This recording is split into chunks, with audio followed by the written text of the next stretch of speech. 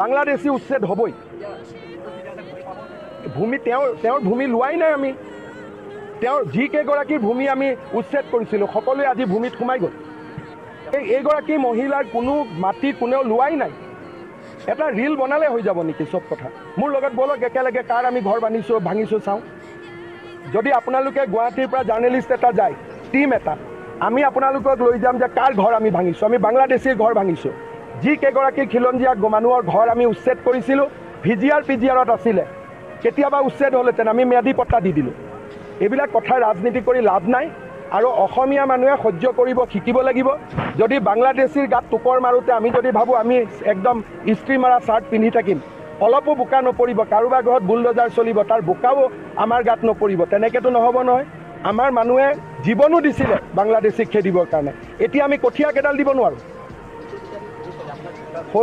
মই তাত কোনো বাৰ্তা নাই। বাৰ্তা এটাই, অসমীয়া মানুহ সাহসী হ'ব লাগিব, নহ'লে অসমীয়া মানুহ অসমতে এদিন আত্মসমৰ্পণ কৰিব লাগিব।